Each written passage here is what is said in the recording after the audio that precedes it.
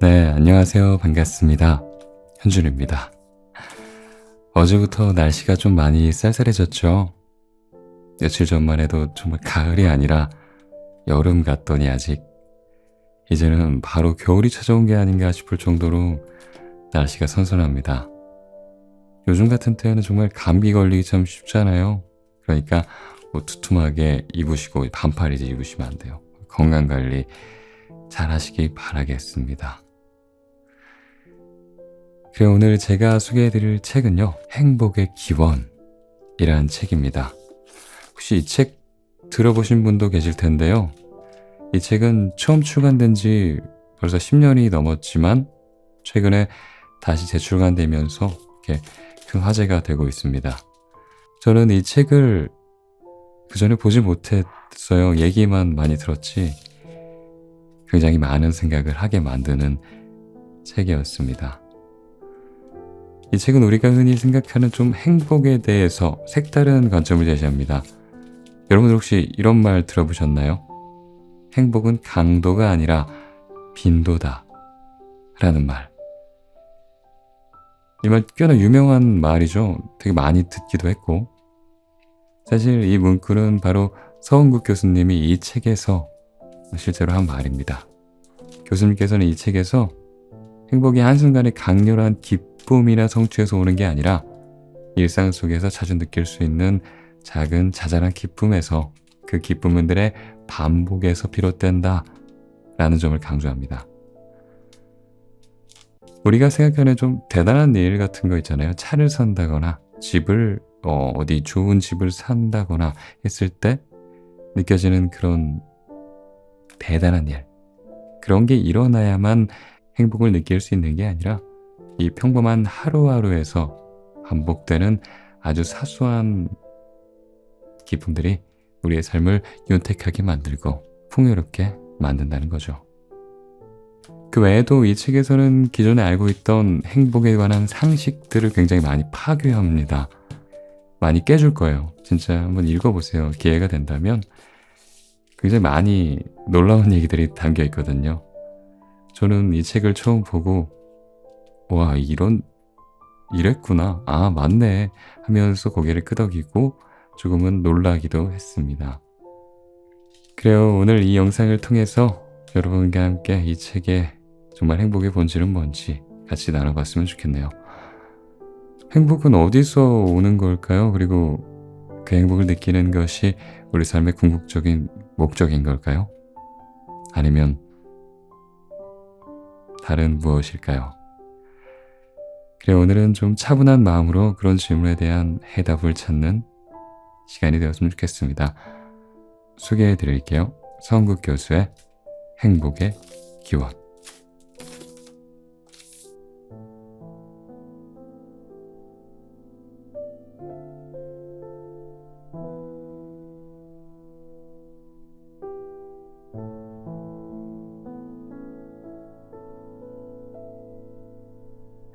인간이 현재 가진 신체적 모습과 생각, 감정, 이는 우연히 갖게 된 특징이 아니다.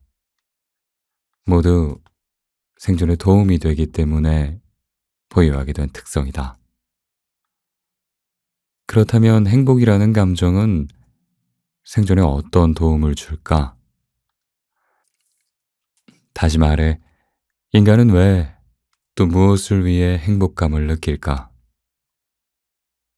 중요하고도 흥미로운 질문이지만 학계에서도 아직까지 이 질문에 대해 별로 큰 고민을 하지 않는다. 사실 지금까지 심리학은 왜? 라는 질문을 자주 던지지 않았다. 많은 심리학 연구들은 어떻게? 라는 질문에 걸맞는 해답을 제공했다. 어떻게 성격이 형성되는지, 입체감은 어떻게 지각하는지. 그러나 최근 심리학에는 진화론적 관점이 확산되면서 왜? 라는 본질적인 질문을 여기저기서 던지기 시작했다.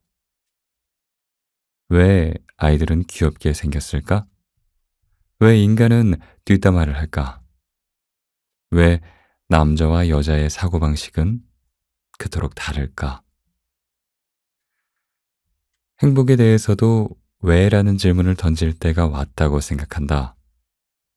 왜 인간은 행복을 느끼는가? 사실 여기에 대한 답이 이 책의 핵심 내용이다. 내 생각을 밝히기 전에 독자들도 곰곰이 한번 생각해 보았으면 한다. 인간은 왜 행복감을 느낄까? 행복하면 좋으니까, 혹은 중요하니까 같은 성의 없는 대답은 정중히 사양한다. 오랜 시간 행복에 대해 공부했지만 나도 행복은 왜? 라는 질문을 진화론을 접하면서 갖게 되었다. 이 질문에 대한 내 나름의 생각들이 이제 조금씩 정리되는 것 같고, 이것을 더 많은 사람과 나누기 위해 이 책을 쓰게 되었다. 특히 행복은 비움, 감사, 느림이라는 공허한 지심들의 지신이들과, 결론부터 말하자면 인간은 행복해지기 위해 태어난 것이 아니다. 생존을 위해 만들어진 동물이다. 조금 더 냉정하게 표현하자면 인간은 생존 확률을 최대화하도록 설계된 생물학적 기계고, 행복은 이 청사진 안에서 아주 중요한 역할을 한다. 구체적으로 무슨 역할을 하는 것일까? 또 이것을 이해하는 것이 왜 중요할까? 이야기를 조금 쉽게 풀기 위하여 개 한 마리를 등장시켜보자. 자, 개에게 인간은 조물주나 다름없다. 불과 15,000년 전만 해도 개라는 동물은 지구상에 존재하지 않았다.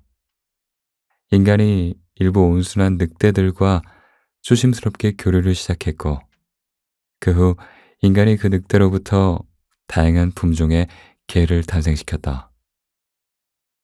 식용 목적의 치와와, 사냥 도우미 리트리버, 영혼이 담긴 스누피를. 그래서 개들의 단군 신화에는 인간이 등장할 것이다.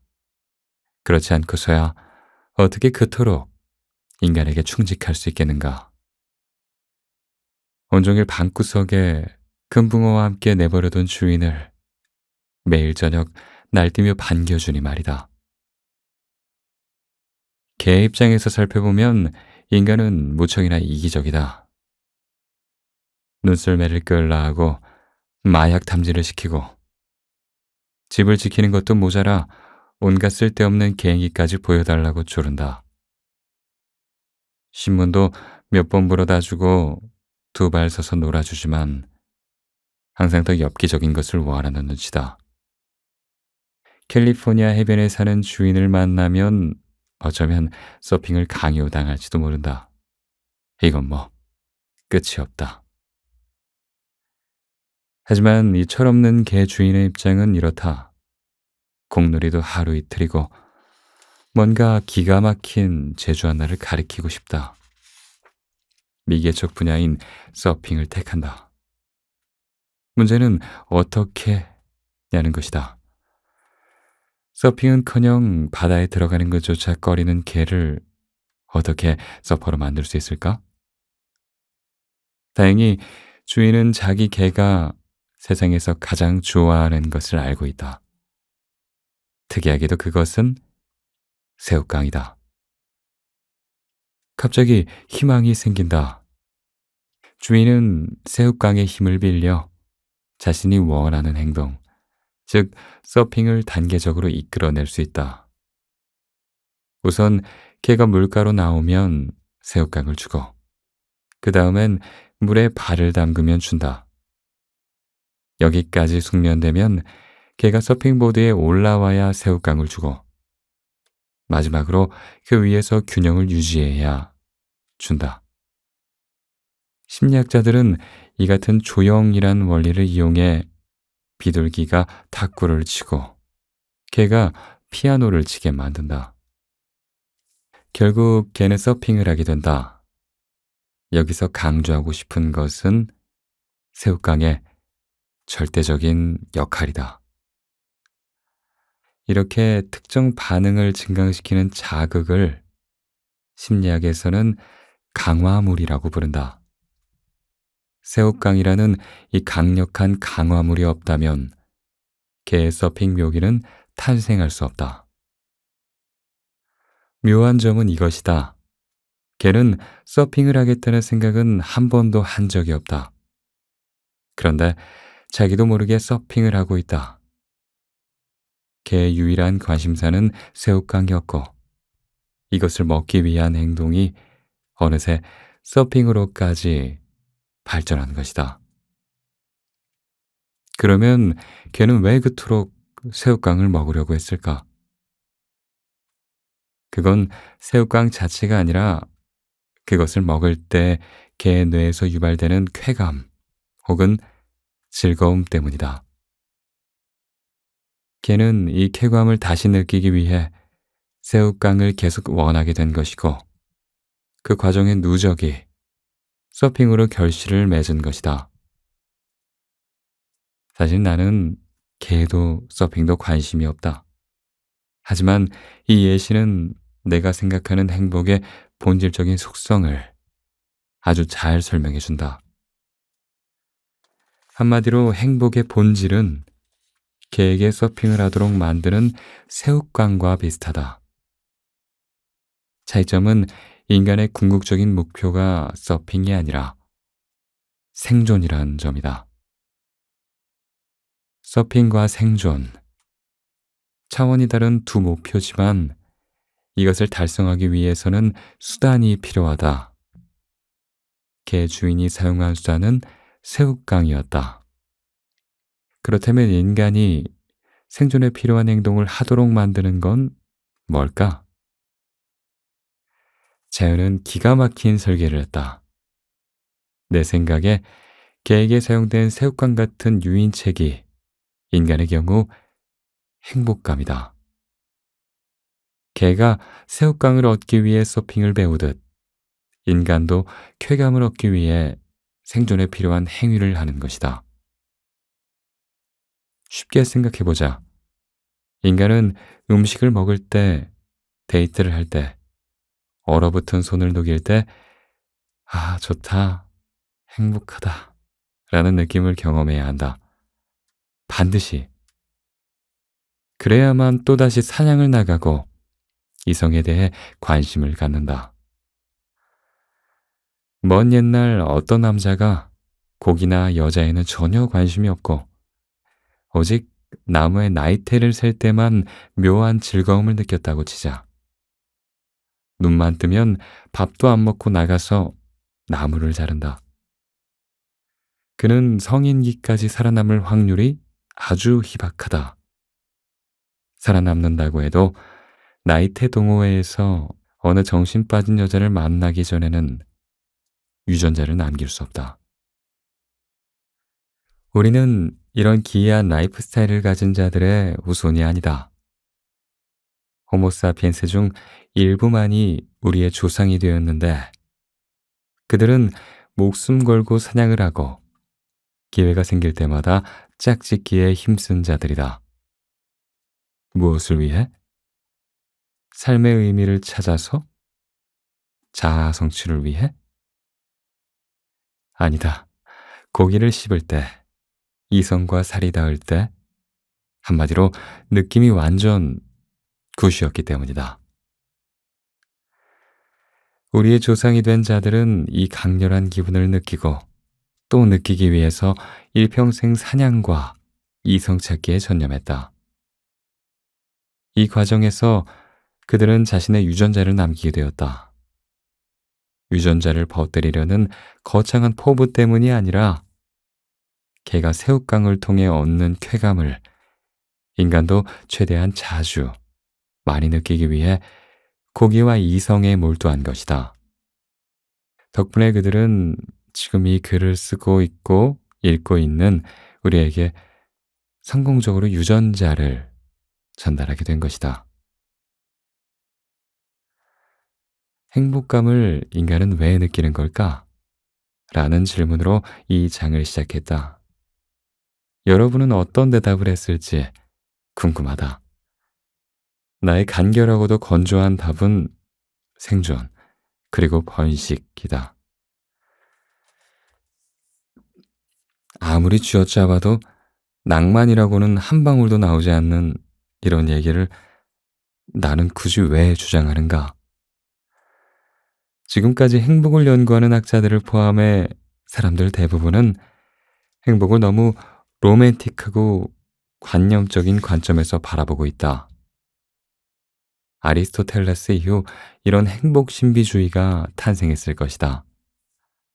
앞에서 말했듯 그는 행복이 최상의 선이라고 규정하며 존재의 최종적인 이유와 목적이 행복이라 주장했다. 많은 사람들에게 익숙한 생각이다.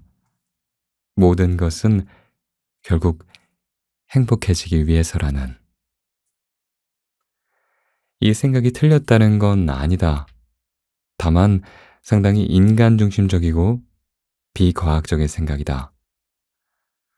벌집을 비집고 들어가 벌들에게 존재의 이유를 물으면 그 녀석들은 아마도 한 목소리로 꿀이라고 외칠 것 같다. 역시 틀렸다기보다는 벌의 관점에서 좁게 생각하고 있는 것이다. 하지만 자연의 대법칙에 스티븐 호킹 박사가 쓰는 확성기를 대면 아마 이런 말이 나올 것이다. 아, 주목.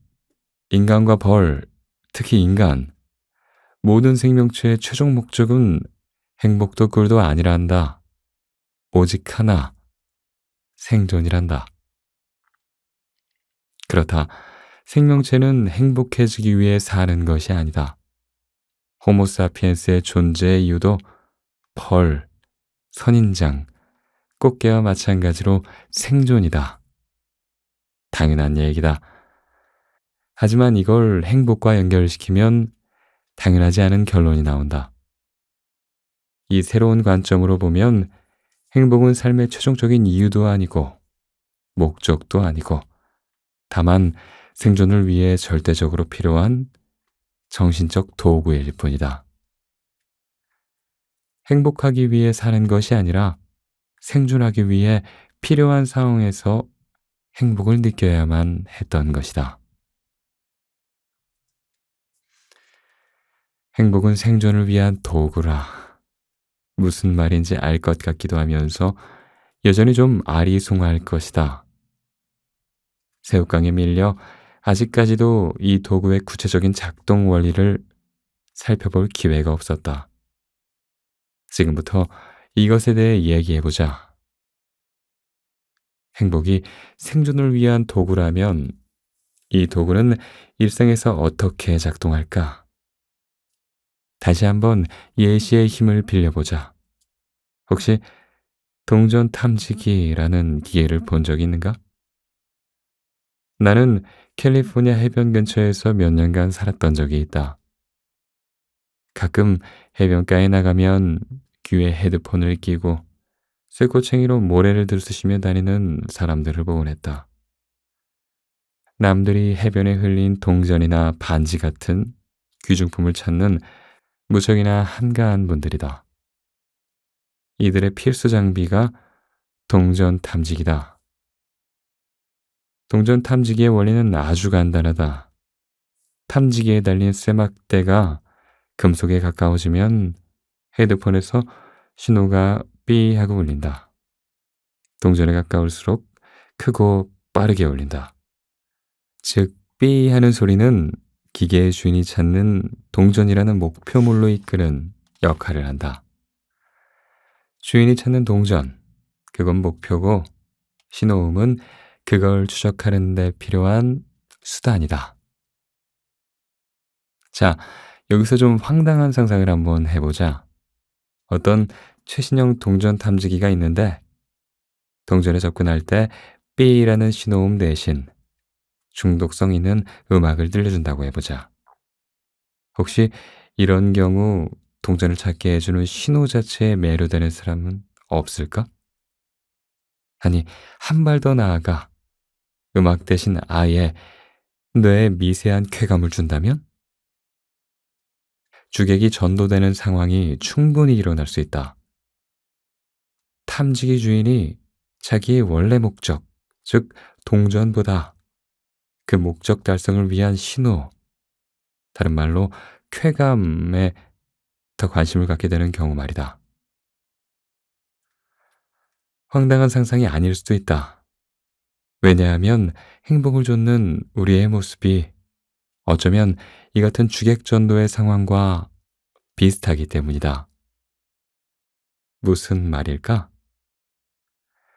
우리 뇌는 단백질로 만들어진 일종의 동전 탐지기라고 할 수 있다.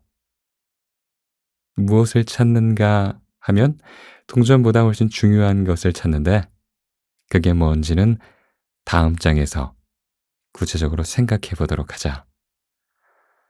어쨌든 이 중요한 보물로 우리를 인도하기 위해 뇌 또한 어떤 신호를 방출해야 한다. 찾는 것이 너무나 중요하기에 소리로는 부족하다. 훨씬 더 강력한 신호가 필요하다.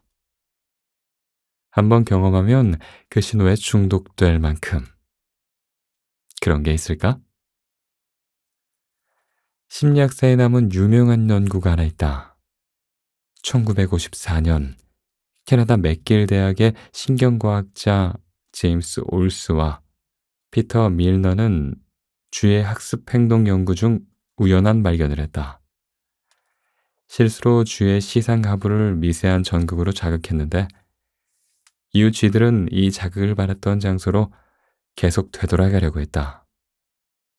그곳에서 뭔가 대단히 좋은 경험을 한 것이다. 연구자들이 상황을 다시 분석하면서 알게 된 사실은 쥐들이 되돌아가려는 그 장소에서 뇌 쾌감센터가 우연히 자극을 받았다는 점이었다. 이후 스스로 쾌감센터를 자극할 수 있는 지렛대를 만들어주고 쥐의 행동을 관찰했다. 자위적인 쾌감을 느끼기 위해 쥐들은 식음을 전폐하고 지렛대를 두드려댔다. 1시간에 무려 7,000번을 두드리다가 거품을 물고 쓰러지는 쥐들이 생겨났다. 지렛대를 누르기 위해 치명적인 전류가 흐르는 바닥을 건너기도 하고 어미쥐들은 갓 태어난 새끼들도 잊은 채 두드리고 또 두드렸다. 금붕어, 원숭이, 돌고래의 뇌에서도 이런 쾌감 센터가 발견됐다. 모든 동물의 뇌가 가진 중요한 역할 중 하나가 바로 이런 쾌 혹은 불쾌의 경험을 즉각적으로 구분하고 만들어내는 것이다. 인간이 느끼는 쾌감은 뇌의 여러 부위가 만들어내는 합작품이지만 역시 시상하부가 큰 역할을 한다. 그리고 쥐와 마찬가지로 쾌감과 연합된 경험을 기억 속에 확실히 남겨놓는다. 첫사랑, 그때 그곳, 그 맛을 절대 잊지 못하게 만든다. 나의 쾌감 전구를 켜는 것 중 하나는 바로 평양냉면이다. 평양냉면 지렛대가 없길 정말 다행이다. 쾌의 느낌에 우리가 붙이는 명칭은 상황에 따라 다르다. 기쁘다, 재미있다, 통쾌하다, 즐겁다, 신난다, 좋다. 그러나 모두 쾌가 원료인 경험이고 이들은 행복감의 가장 기초적인 재료가 된다. 이런 쾌의 전구가 켜지며 발생하는 여러 세세한 감정을 묶어 심리학에서는 긍정적 정서라고 부른다. 반대로 불쾌의 바탕을 둔 여러 감정, 분노, 슬픔, 두려움, 외로움 등을 묶어 부정적 정서라 부른다. 문화, 나이, 성별에 상관없이 모든 인간의 감정은 쾌 혹은 불쾌의 두 바구니 중 하나에 반드시 담기게 되어 있다. 그래서 그리스 시대의 철학자부터 오늘날 행복 연구자들까지 쾌와 불쾌의 상대적인 비율을 행복의 중요한 기준으로 삼는다. 행복의 핵심은 부정적인 정서에 비해 긍정적인 정서 경험을 일상에서 더 자주 느끼는 것이다. 이 쾌락의 빈도가 행복을 결정적으로 좌우한다. 많은 현대인의 삶이 행복의 관역을 제대로 못 맞히는 이유가 쾌락의 중요성을 과소평가하기 때문이다. 왜 동물들은 쾌와 불쾌의 잣대로 경험을 나누는 것일까? 그건 생존과 밀접한 경험들을 아주 효율적으로 처리하기 위해서다. 쾌와 불쾌의 신호는 우리를 위험으로부터 보호하고 기회를 포착하도록 응원한다. 뱀, 절벽, 사기꾼, 썩은 음식 같은 치명적인 위협들이다. 이때 우리의 뇌는 두려움이나 역겨움 같은 불쾌의 감정을 유발시켜 위험하니까 피하라 라는 메시지를 전달한다. 감정은 그 어떤 매체보다 즉각적이고 강력하며 효율적이기 때문이다. 그러나 단지 위협을 피하는 것만으로는 장기적으로 생존할 수 없다. 비옥하지만 가보지 않은 땅, 매력적인 이성, 절벽에 붙어 있는 꿀이 가득한 벌집. 지금 당장 손에 쥐지 못한다고 실신하는 건 아니다. 허나 장기적인 생존을 위해서는 이런 자원을 확보해야 한다. 번호표를 쥐고 기다린다고 갖게 되는 것도 아니다.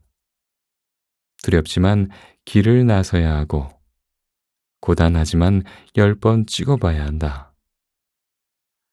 이건 엄청난 의욕과 에너지를 요구한다. 따라서 그 노력에 상응하는 강력한 보상이 필요하다. 쾌감을 유발하는 정서들이 바로 이런 역할을 한다. 희열, 성취감, 뿌듯함, 자신감. 이런 치명적인 매력을 가진 경험을 한번 맛보면 또다시 경험하고 싶어진다. 그걸 유발시킨 모든 사건, 물체, 장소, 사람을 또 찾아 나선다. 올스와 밀러 실험의 쥐들처럼 말이다.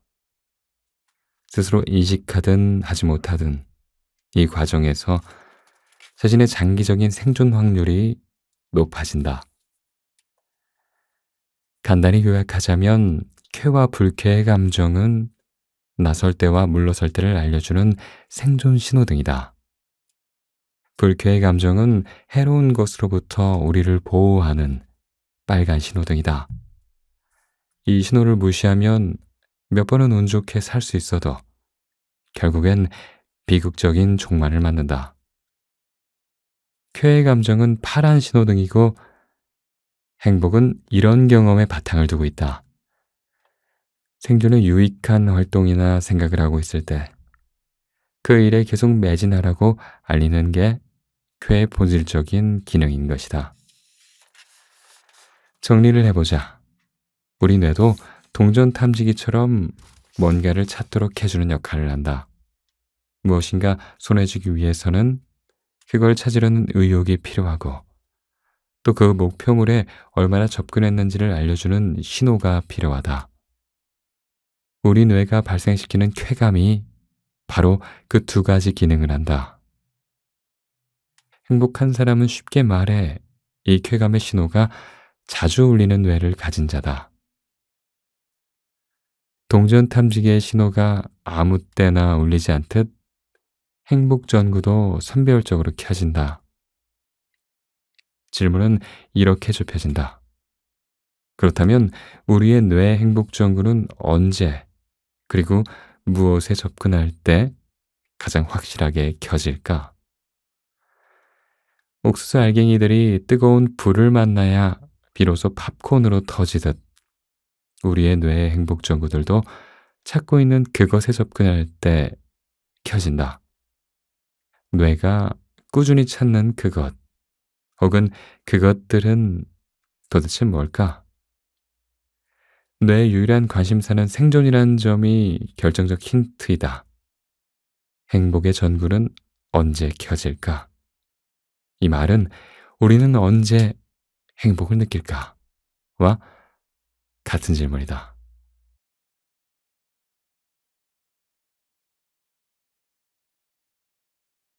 호모사피엔스라는 동물의 진화 여정에서 집단으로부터 소외나 고립은 죽음을 뜻했다. 뒤집어 말하면 우리의 조상이 된 사람들은 연인과 친구들을 항상 곁에 두고 살았던 매우 사회적인 사람들이었다. 우리는 사회적 인간의 유전자를 받았고 그것을 통해 사회적 생존 비법을 전수받았다. 이 생존 비법 패키지를 뜯어보면 두 가지 중요한 내용물이 나온다. 하나는 고통이라는 경험이다. 고통을 경험하지 못하는 동물은 오래 살 수 없다. 다리에 박힌 못이 아프지 않으면 치료하지 않을 것이고 결국 목숨까지 잃을 수 있다. 생존의 위협이 되는 작은 불씨를 미리 끄는 일종의 호루라기 소리가 고통이다. 상처난 다리가 아픈 이유는 TV 제발 그만 보고 다리 좀 치료해 라고 뇌가 고함을 치고 있기 때문이다. 그러나 고통의 정확한 진원지는 다리가 아니라 뇌다. 못이 박힌 순간 뇌의 전방 대상 피질이란 부위가 활성화되고 이것이 고통이란 신호로 바뀌어 우리에게 전달되는 것이다. 진통제가 효력이 있는 이유는 그 속에 함유된 아세트아미노펜이란 성분이 전방 대상 피질을 비활성화시키기 때문이다. 치통 때문에 진통제를 먹는 것은 이가 아픈데 반창고를 머리에다 붙이는 격이다. 정말 아픈 곳은 우리의 뇌이기 때문에. 다리가 잘려나가는 것만큼 인간의 생존을 위협하는 것이 바로 집단으로부터 잘려나가는 것이었다. 이때 뇌는 사회적 고통이라는 기제를 사용해 그 위협을 우리에게 알렸다. 외로움, 배신감, 이별의 아픔, 인간관계에 금이 가는 신호가 보일 때 뇌는 이런 마음의 아픔을 느끼도록 했고 그 덕분에 더 치명적인 고립을 미연에 방지할 수 있었다. 신체적 고통과 사회적 고통, 원인은 달라도 기능은 같다. 생존에 위협이 되는 상황이 발생하고 있으니 어서 조치를 취하라는 신호다. 너 아직도 TV 봐? 당장 나가서 여자친구 붙잡아. 사회적 고통이 전하는 메시지다. 그렇다면 손가락이 잘릴 때와 애인이 떠날 때의 고통, 어느 쪽이 더 심할까? 수년 전 총 맞은 것처럼 이란 곡이 노래방을 휩쓴 적이 있다. 이별의 아픔이 총 맞은 것처럼 아프다는 그런 내용이다. 하지만 그 누구도 이 가사를 액면 그대로 해석하지 않는다. 그러나 최근 연구들은 두 가지 고통이 크게 다르지 않다는 것을 잘 보여준다. 뇌 영상 사진을 보면 신체적, 사회적 고통은 동일한 뇌 부위에서 발생한다. 손이 잘리든 애인이 떠나든 뇌는 똑같은 곳에서 비상경보를 발동한다. 둘 다 생존을 위협한다는 점에서 차이가 없다는 뜻이다. 최근에는 다소 엽기적인 논문이 발표됐다.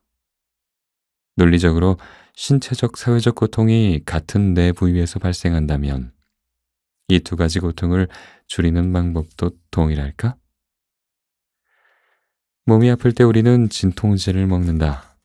그러면 마음이 아플 때도 진통제가 효용이 있을까? 심리학자 네이선 드윌과 그의 동료들은 이 가능성을 검증하기 위해 대학생 62명을 모집해 그들이 느낀 사회적 고통의 정도를 21일 동안 기록하도록 했다. 이 기간 동안 한 그룹은 매일 타이레놀을 2알씩 복용했고 통제 집단은 아무런 약효가 없는 흰 알약을 복용했다.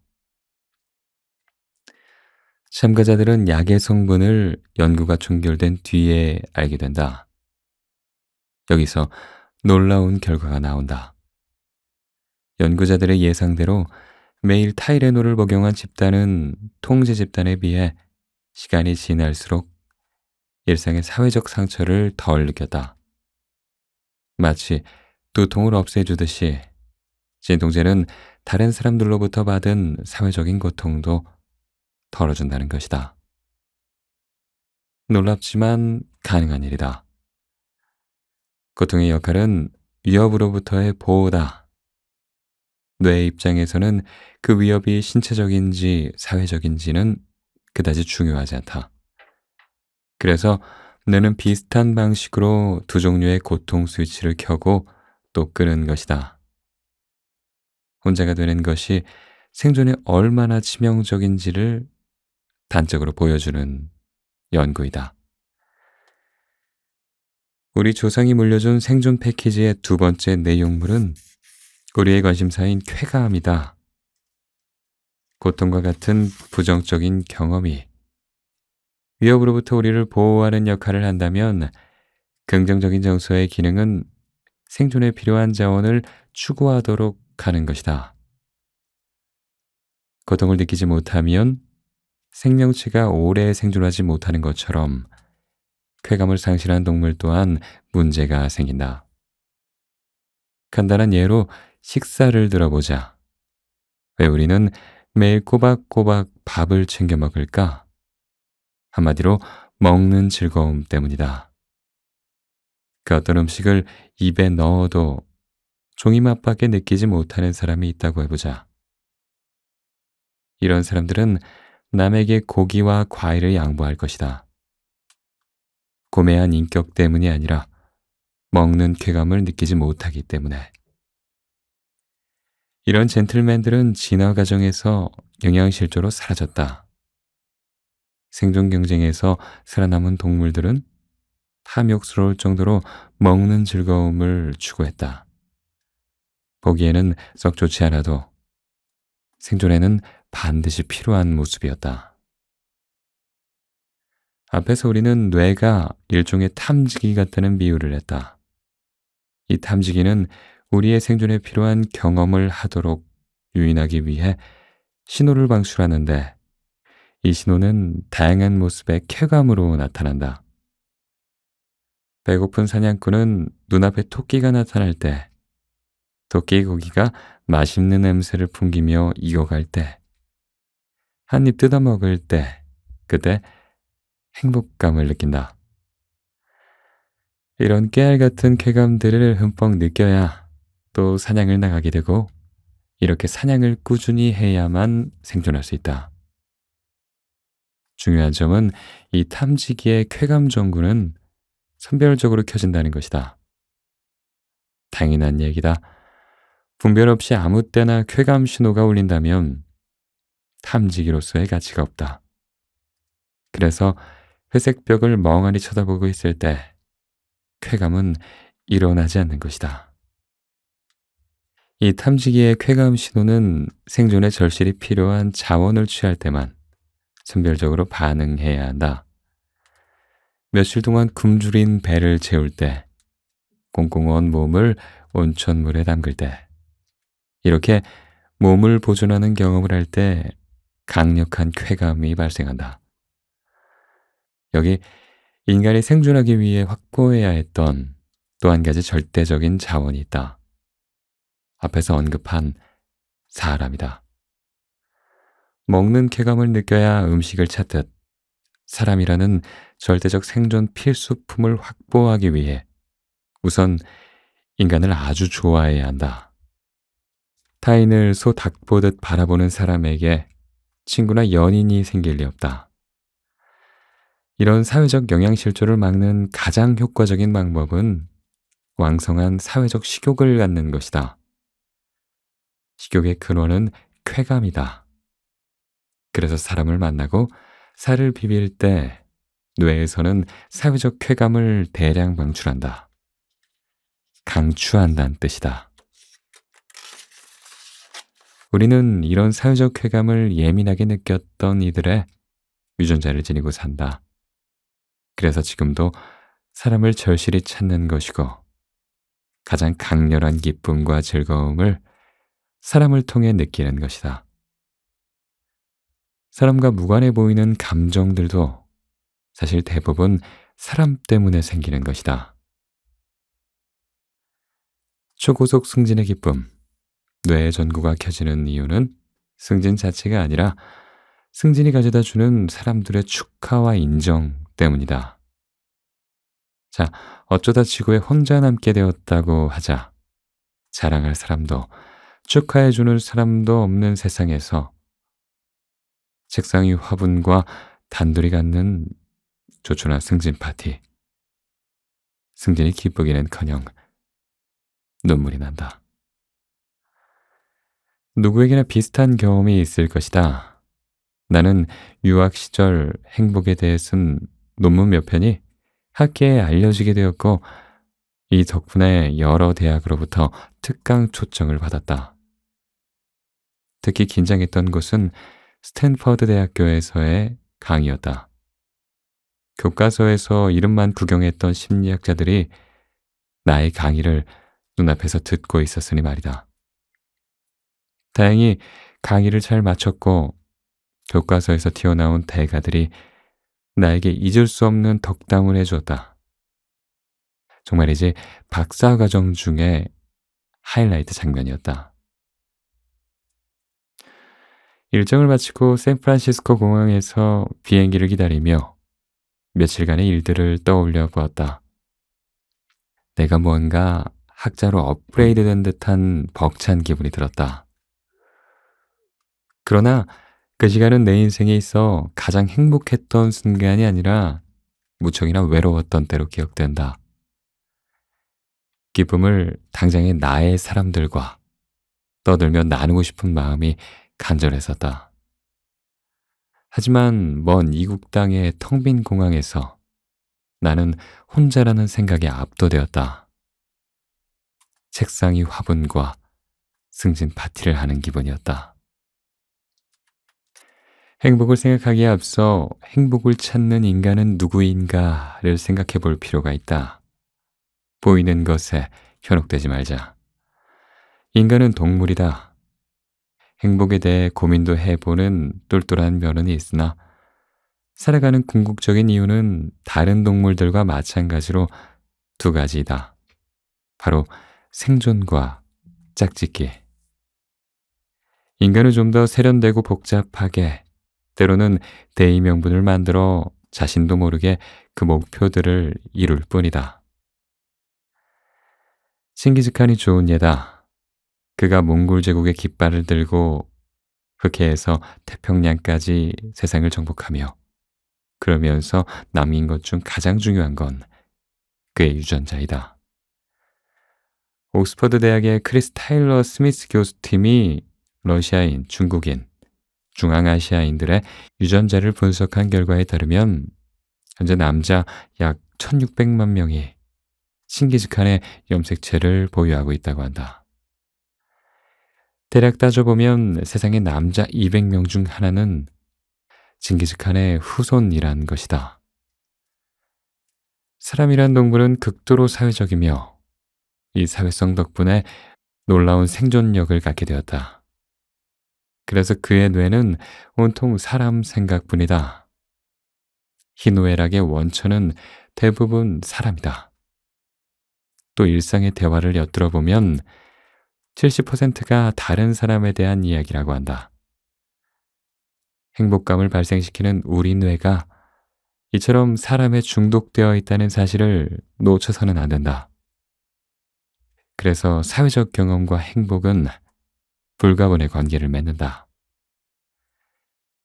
사회적 경험이 행복에 중요한 건 물론이고 나는 한 발 더 나아가 행복감, 그러니까 쾌감은 사회적 과제들을 해결하기 위해 존재하게 되었다고까지 생각한다.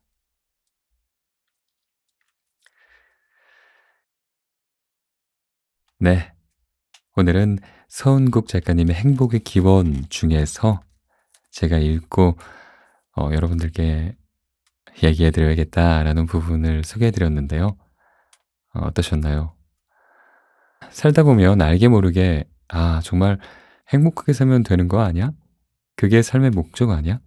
라고 생각을 많이 보통 하잖아요. 저도 그렇게 생각했고요. 그런데 이 책을 보면 그런 게 아니라고 과학적으로 그렇지 않다라고 말하잖아요. 그저 행복은 개에게 새우깡 같은 존재다. 그러니까 우리의 생존이라는 그런 목표를 위해 새우깡처럼 유인책이다. 그러니까 수단이다. 그냥 그렇게 말하고 있는데 좀 기막힌 통찰인 것 같다는 생각을 했어요. 음, 인간을 객관적으로 보려고 노력하면 그렇게 생각할 수 있겠구나. 그래, 행복감이 뭔지, 그리고 왜 느껴지는지 알려고 노력하는 사람들에게는 참 기가 막힌 통찰인 것 같아요. 아, 그래. 사람이란 존재도 저자의 말처럼 동물일 수 있겠구나 하는 생각 들었습니다. 그러면서 이제 저자는 사람이 생존하기 위해서 행복 전구라는 게 켜지는데 그게 어떨 때, 언제, 무엇에 접근할 때 켜지는가? 우리에게 질문을 던집니다. 하나의 예시를 들으면서요. 마치 동전 탐지기처럼 동전에 가까워지면 삐삐하고 울리는 그런 동전 탐지기처럼 우리가 어디에 가까워질 때 행복의 알림이 이렇게 울릴까? 너, 너넨 알고 있니? 라고 묻는 것 같더라고요. 그러면서 계속 읽어봤더니 결국은 사람이다. 라고 합니다. 어떻게 보면 MBTI I보다 E가 조금 더 행복해 보이는 건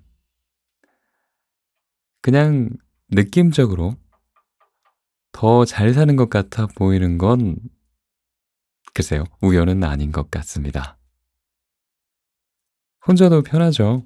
혼자도 즐겁고 나쁘지 않아요. 근데 그럼에도 인간은 함께 살아가야 하는 존재입니다. 그렇다고 책에서 말하고 있고요. 여러 가지 연구 결과들을 이야기하면서 진화론까지 가져오면서 말하고 있어요. 책에서. 근데 모든 얘기들이 대부분 수긍이 되었어요. 설득을 당하면 지는 거라는데 저는 완전히 져버렸습니다. 물론 저도 혼자가 편하고 혼자 있을 때 에너지를 충전하는 그런 I 성향의 사람이지만 그래도 조금은 사회적 활동을 하면서 사람도 만나고 처음 보는 사람과도 잘 지내려고 노력하는 편이기도 합니다. 그것이 저에게 어떤 알게 모르게 기쁨을 준다는 걸 알고 있으니까요. 그러니까 모든 게 저는 적절한 균형이 중요하다고 생각해요. 가끔 혼자 있을 때는 혼자 있고 또 너무 외롭고 사람이 그립고 뭔가 삶에 재미가 없다라고 느껴질 때는 새로운 곳을 경험하는 것, 새로운 사람들과 이야기를 나누는 것도 꼭 필요한 일이라고 생각해요. 그쵸? 네. 그래요, 여러분. 오늘도 마무리 잘 하시고요. 또 더 좋은 책, 유익한 책으로, 그리고 잠이 잘 오는 책으로 찾아뵙겠습니다. 그래요, 오늘 하루도 고생 많으셨어요. 내일도 같이 화이팅 해요. 갈게요. 안녕. 아, 참, 그리고 목소리 다 나았습니다, 이제. 원래는 좀 칼칼하고 그랬는데 그런 것마저도 다 없어졌어요. 이제는 정말 몸 관리 잘해서 자꾸 목이 아프지 않도록 네, 몸 관리 잘해 보도록 하려고 노력하고 있습니다. 그래요. 걱정해 주신 분들도 있을 거라고 생각을 합니다. 제가 너무 감사드리고요. 고맙습니다. 저는 정말 갈게요. 안녕.